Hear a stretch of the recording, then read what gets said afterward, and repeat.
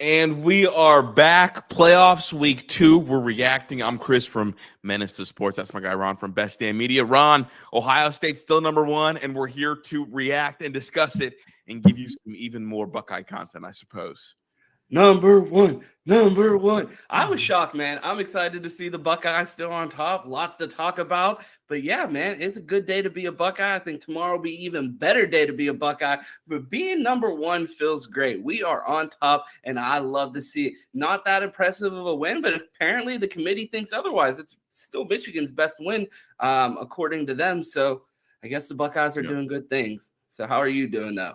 I'm good. I mean, honestly, I'm a little tired. This time change is kicking my butt a little bit, but we're here. And again, thrilled to be number 1. I'm one of the people that believes it is a huge deal to be ranked number 1 because it just gives you so much room for error. Not that obviously I want Ohio State to make an error, but if they do, it is nice knowing that you can only fall so far after being number 1. And honestly, bro, like I don't want to be mean or anything, but I'm not sure how much football the committee watches.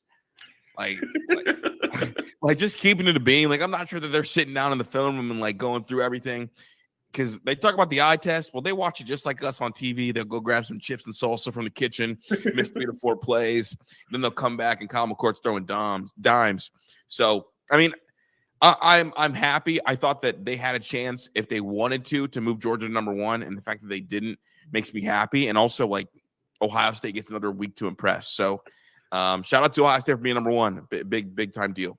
That's definitely an interesting theory that I haven't heard. The committee's been getting their food a little bit earlier than halftime, so they missed the Kyle McCord struggles, and they only see him going off in the second quarter. So they have no worries about the Buckeyes because they're only seeing the second half. I'm gonna roll with that one too. Maybe we should just start watching after the second half, like pick it up after halftime. Yeah, second half team. That's the best part, right? Like, it's all about finishing, as all the football coaches would say.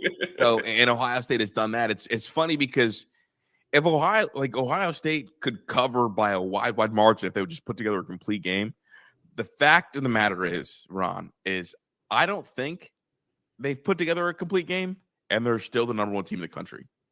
Do you think they can put together a complete game? In the Kodak Black voice, I hope so. Like, I really hope so. I mean, if they do put together a complete half, and we get to see Marvin Harris Jr. from the time that first whistle goes, from the time that first kickoff goes, him and Trey getting after it, I think this is a really, really dangerous team. I mean, we saw it. There were times in quarters where Marv would go away last year. And then in that Georgia game, start to finish, it was all gas, no brakes, obviously, until he got unfortunately hurt. So, I mean, just a big-time day for Ohio State to be number 1. I want to ask you, in your opinion, did Ohio State deserve to stay number 1? I don't think so. You don't think so?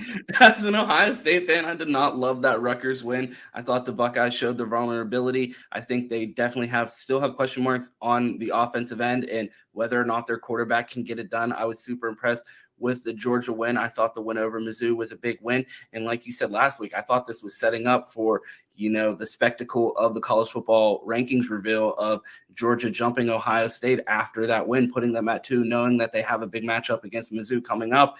And they beat Mizzou and they don't move. And the Buckeyes remain at number 1. So I was surprised. I do think that Georgia, I believe, 26 straight wins at this point. I feel like you're just betting on the historic run that they're on at this point. Like, I haven't seen anyone beat them in years. So why would I bet on that now? And I think Georgia keeps getting it done week in and week out, and they get it done against a top opponent that should have really challenged them. And they did, and they still didn't waver and were able to get the win. I was impressed by what Georgia was able to do and thought they would have jumped the Buckeyes there.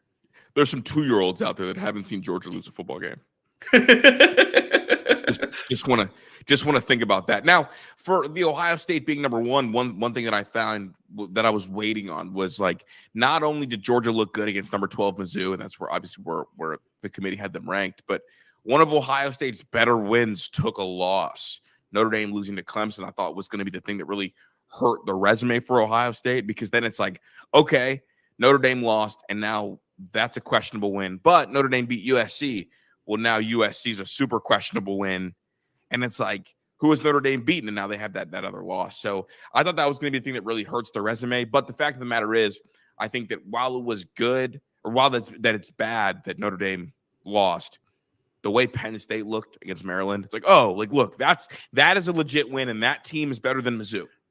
Yeah, and it's the typical Notre Dame experience. I feel like we went through this roller coaster last year. Like, we hype ourselves up for this game, we get the win, we think it's a big win, and then Notre Dame goes on to lose to Marshall, and then they have a couple other fluky losses. And even with that loss that we just saw Notre Dame have, I still think that's a good win for the Buckeyes. I know, and whether it may be a good win or not on paper, I know the Buckeyes went out there and got it done against a good defense. Like, regardless of how Notre Dame's record shakes out this year, I think they did challenge the Buckeyes, and I do think they do have a lot of talented, skilled people on that team. So I still think that's a good win for the Buckeyes. But like you said, Penn State was able to go out there and make a statement win, put 51, I believe, on Maryland this past weekend. Drew Aller got back on track, and it just seems like Penn State really stepped it up this past week, and it made Ohio State's resume. If it may have taken a little bit of a dip with the Notre Dame loss, I do think that Penn State win does elevate it a little bit.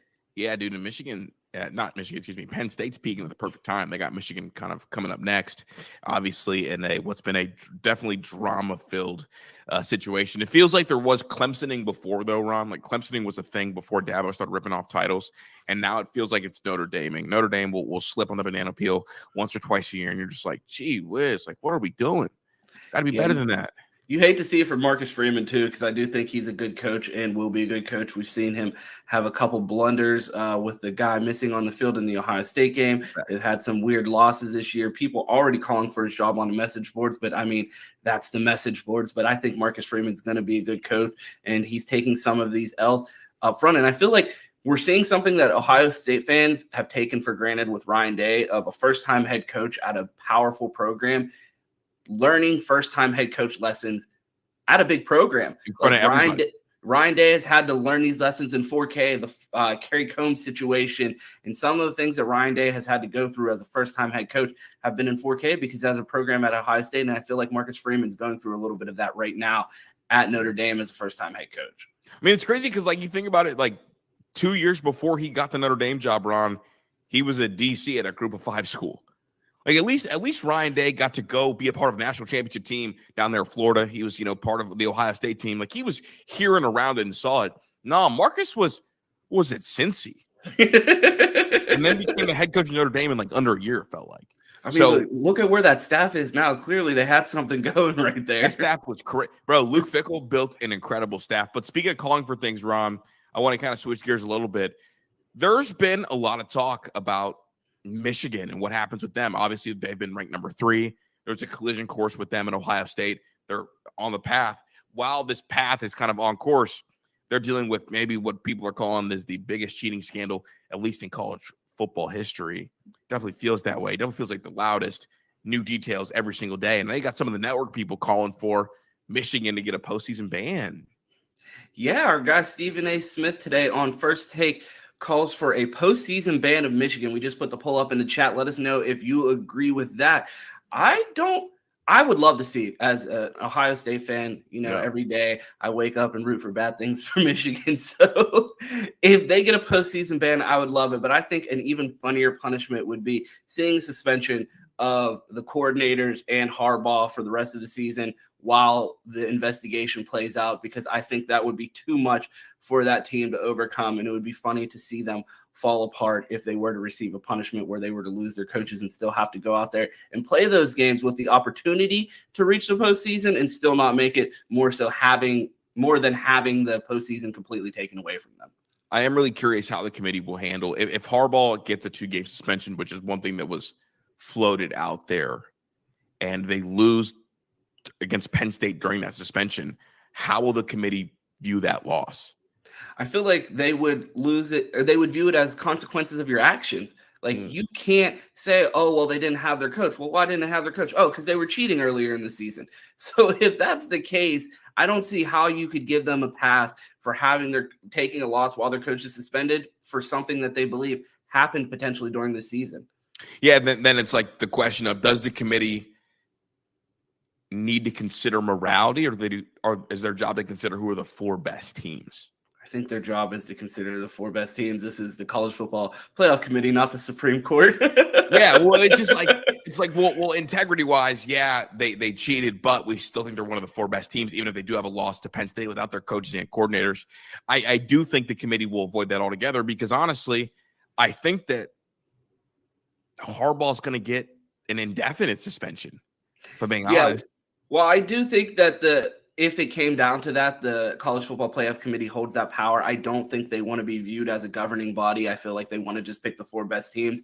And if Michigan is still available, if they're still undefeated and their resume dictates them being in the playoffs, I feel like the College Football Committee is going to put them in, and deservingly so. If there's no punishment levied and they win out, you have to put them in. I have a question for you, not on the show notes, so sorry. But this week, Penn State has Michigan, Georgia has Ole Miss. If both win, could we see a case where Ohio State slides maybe to 3, depending on how Georgia does against Ole Miss and how Michigan does against Penn State?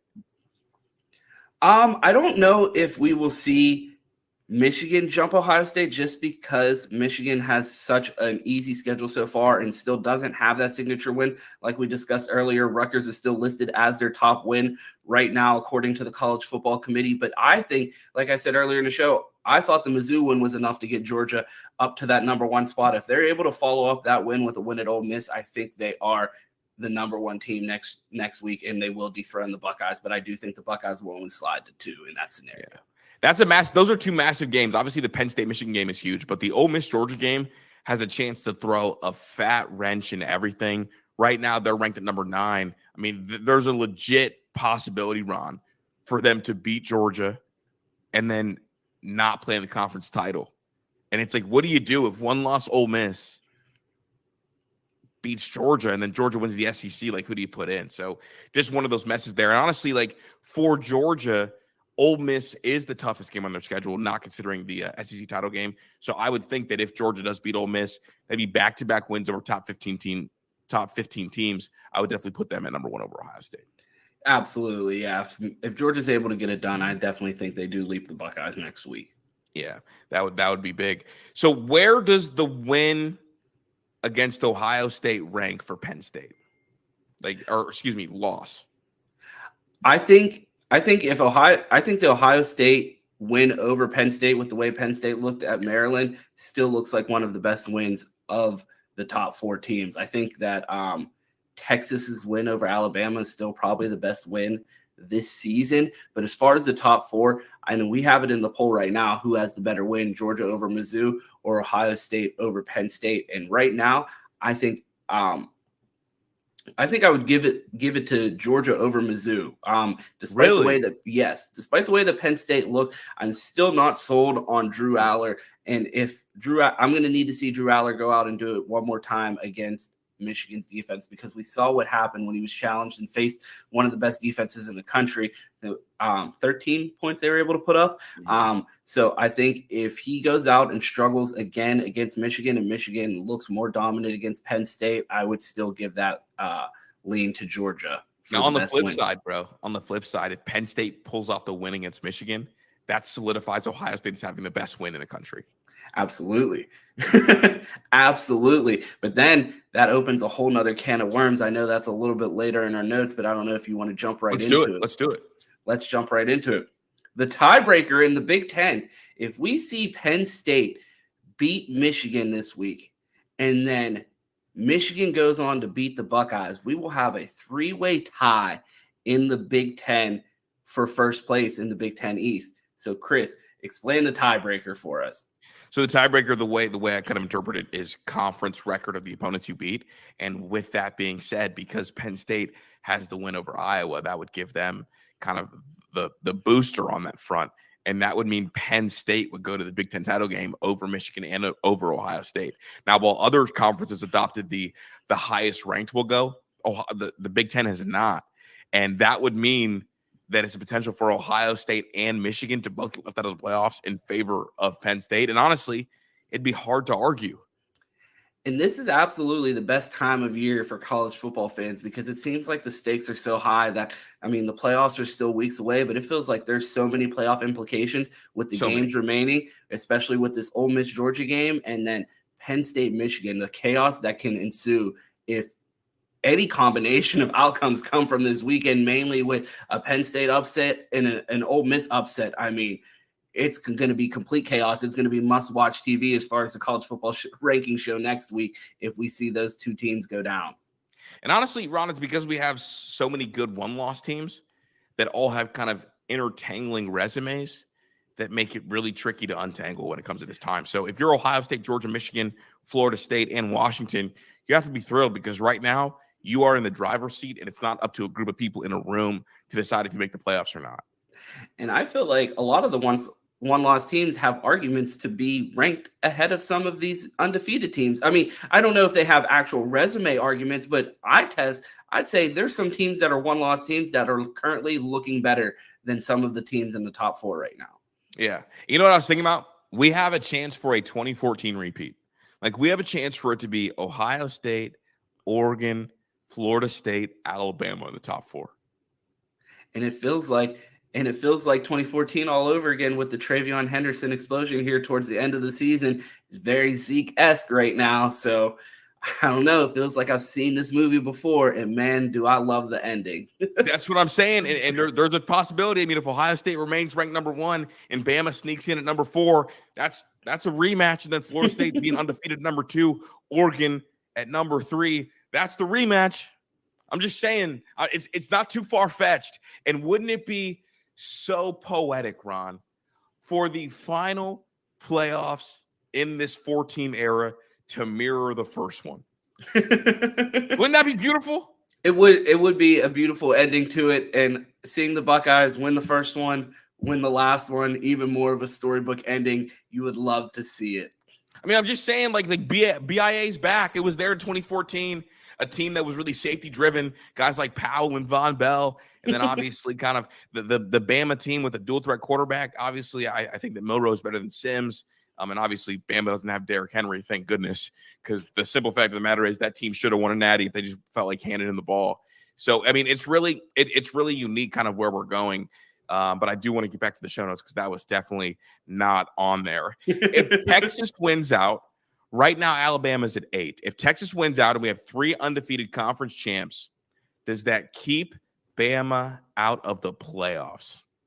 I think so. And Kirk hit on it in the college football rankings show today that these head-to-head matchups are king. And even if Texas were to have the one loss, or if Texas has the one loss to Oklahoma, but they win out and they're a conference champ, and Alabama finds a way to win out, and we have a one-loss Alabama and a one-loss Texas, both as conference champs, they're saying head-to-head is going to dictate that win. And in that scenario, if Alabama is a conference champ, you would have to imagine that Georgia's left on the outside looking in. And could we see the unthinkable? And with all of the money implications, could you see a scenario where the SEC is left out of the final playoff?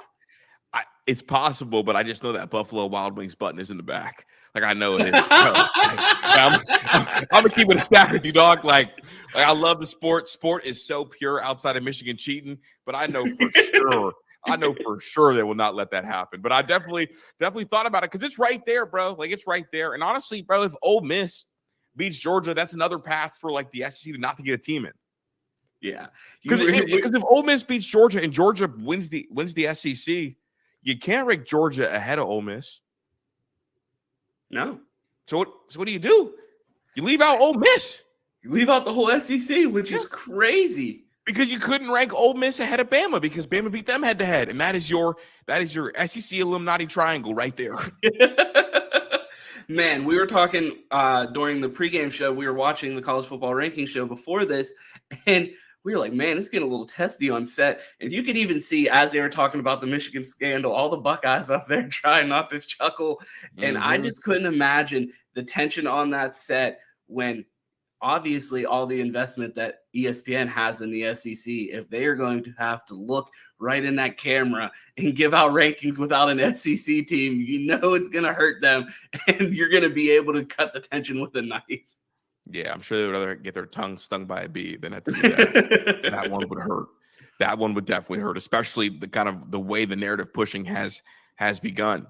So, I mean, for them at least, they got to kind of be shaking in their boots a little bit. And I mean, the SEC will probably get a team in, but this is the first time where I've seen a very likely scenario where the way the chips fall, they could be left out. This is the first. I mean, I don't know if you remember a time where you also feel like that, but usually the conversation is, will the SEC get 2 teams in That's what I was just about to say. They used to say, oh man, is 4 teams enough because we got to put 2 SEC teams in every year. And here we are in the final year of the 14 playoff. The Pac-12 is the greatest conference we've ever seen. And the SEC might not be able to get a team into the college football playoffs after having back-to-back national champions. The chaos, I'm going to miss it, man. Like a 12-team playoff is going to be cool. But man, does this add some juice to the end of the season, man? Because there's just so many outcomes that could possibly happen and so many things at stake each weekend here on out. It definitely does add some juice. And I want to ask you in for the chat, bro. Who is the one team that nobody should want to see in the playoffs? Who is the most dangerous team in college football? Alabama. It's not even close, man. They are coached by the greatest coach of all time. Their quarterback is finally starting to figure it out, leads the nation in yards per completion. He's just out here balling, and then he added 4 touchdowns on the ground this past weekend. I would be terrified to play Alabama at this point. Nick Saban has things rolling. That offensive line, everybody's like, at the beginning of the season, I'm like, man, I wish I had Alabama's offensive line. They're like, do you see all the sacks they're giving up? I'm like, do you see the 5 grown men over 6'6" that are 340 plus pounds? I'll bet my money on the Alabama strength and conditioning program and Nick Saban figuring that out by the end of the year. Like, you're going to bet on Alabama not being able to run the ball or be physical. That's not something I'm ever willing to bet on.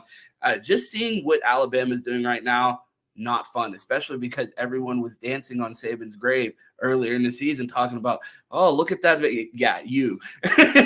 Chris was big on Zillow talking about Nick Saban's new vacation home and how nice it is and how much time he'd like to spend there in the offseason after losing 3 games in the SEC. And here we're talking about shaking in our boots how we don't want to see Alabama. And that Crimson A is just not something I want to see before the end of the season. Bro, Jalen Milroe is my favorite quarterback in the country to watch. like dude is legit 4'4" athlete. And like, I think this Ohio State defense is ridiculous. What I also acknowledge is Jalen Milroe will go into scramble drills and hit home runs. Like I'm talking, he'll either run for 30 or throw it downfield for 30. And that is more terrifying than everything. Like, most of the time when a lot of these quarterbacks go on the run, their thing is, all right, don't make a mistake, don't throw a pick. Don't make a mistake, don't throw a pick. Throw the ball away. With Jalen Milroe, if you get close to him, it's like playing tag with 10-year-olds. Like, I'm going to shake you out your boots. I'm going to get so far away, set my feet and chuck it so far down the field, it's ridiculous. He terrifies me because our defensive ends have not been able to get home.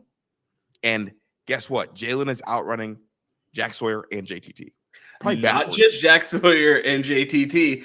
After he finishes outrunning them, he's going to run right past Tommy Eichenberg and Steel Chambers, and then it's going to be on our secondary to bring him down. And that's not a matchup that I'm looking forward to. And like you said, he has that scramble drill, big play explosion, and that's why the Buckeyes have had so much success. We saw some of the longer runs this past week against Rutgers, but most of their success has been predicated on not giving up the home run play.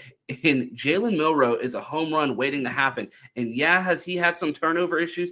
Absolutely. But seems like he's getting better every week. And that big play explosion and him being dynamic with his feet, I think that could present huge challenges for the Buckeyes.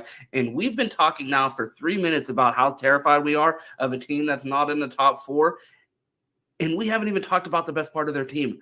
That defense is the only defense that I'm willing to entertain as potentially being in the same category as Ohio State for best in the country. There's another team, but we're not going to give them their flowers because they knew the sign. But can't do it. But I would also say no one in the country should want to play Ohio State because they'll hold you to 10 points and they will Marvin Harrison Jr. and Trey Henderson their way into 20 points. Absolutely. Like Trey back-to-back games over 200. Obviously, like the new red zone offense is a slot fade or a fade to Marv. That works. I think Ohio State has enough firepower to stumble their way into points, and nobody in the country should want to see them, especially with how good this defense is playing. I know this isn't in the show notes, but we're getting a little short here on time. Let's pivot and maybe carry this one to the end.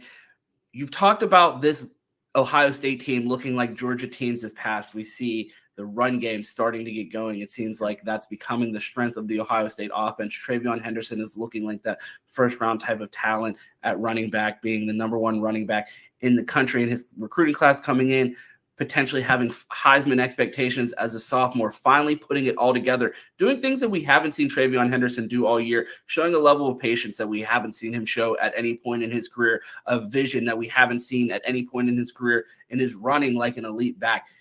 Does this remind you of Georgia teams of past? And if so, which Georgia team does it remind you most of? And is that blueprint enough to get it done in this current landscape of college football? It's 2021 Georgia, except for Kyle McCord has cement blocks on his feet, and he's not Stetson Bennett. That's the only thing. I think they have big-time talent at tight end. Obviously, I mean, I think that Marv is way better than Pickens. The defense is big-time talent at tight end. Cade Stover. Yeah, Cade Stover. Is he going to be back? Yeah, he will be. He will be. Okay. He could have played last week. They opted to hold him out and rest him.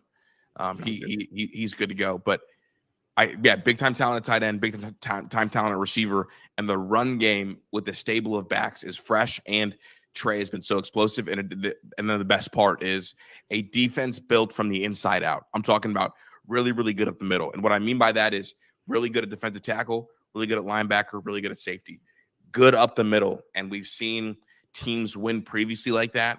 And this Ohio State team also has probably the best defensive line in the country in terms of stopping the run. So I think they're 2021 Georgia. Maybe if you swap out Fromm and Stetson Bennett. So when Kyle McCord first arrived on campus, he made waves in the spring game with a beautiful pass to Garrett Wilson deep down the middle off of play action in his first pass as a Buckeye in the spring game, and it had Buckeye fans in a frenzy. Mm-hmm. Do you think with the success that we've seen TreVeyon Henderson have, this could open up things in the play action game for Ohio State? And we talk about the lack of a complete game from the Buckeyes.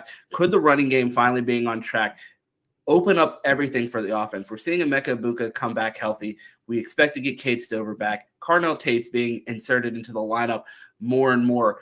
Could we see the Ohio State offense finally gel here at the end of the season? And something else that we saw this past week, I know a lot of it was due to Kyle McCord's checkdowns against some of the more open routes downfield, but we did see TreVeyon Henderson get significantly more involved in the pass game this week. 5 receptions when he only had 7 receptions on the season coming into the game. Do you think that's another level of the Ohio State offense that we could see open up with the success we're seeing from the run game? Yeah, I do. I mean, this is your typical pick your poison offense, right? Rutgers sat back in that too high look, and we're like, okay, we think our front four is good enough to negate this run game. Trey was good enough to make sure that wasn't the case. When teams have come up, we've seen the huge Marv days, like the massive Marv days. And honestly, that's what it's going to come down to. We are going to dare you to walk up to the line. If you want to load the box and try to stop the run game, cool. We're going to cut Marv loose like they did against Penn State. If not, sometimes he gets off to a slow start. Sometimes, the offense can look clunky at times if you get a negative play. But I think Trey has proven his ability to be able to kill teams that way as well. While maybe not as pretty as we're used to seeing from the Ohio State teams of past, I think they are good enough to win that way. But it does scare me when you get into a battle with a team that has a real dynamic offense, if it is a Washington or a Florida State. One last question before we get out of here. We've seen zero movement in the playoff rankings so far in the first 2 weeks. If you had to bet on a team falling out of the rankings first, which team do you think it's going to be? We have Georgia playing Ole Miss. We know that Florida State in 2 weeks has the Miami game. Obviously, the Buckeyes and the team up north face off the last week of the season. Do you think Georgia or Florida State are susceptible to a loss before the Buckeyes and Michigan match up to end the season? Oh, that's interesting. So 2 parts, I guess. So the first part is I think that Florida State will win this week, but I also think they will fall to the top 4 this week. Ooh. Washington has Utah. And I think that's the game. And Washington's schedule is brutal here to end the stretch. And I think if they win out, they will absolutely find a way into the top 4 with the stretch of games that they have here to end the season. Yeah, I would agree with that.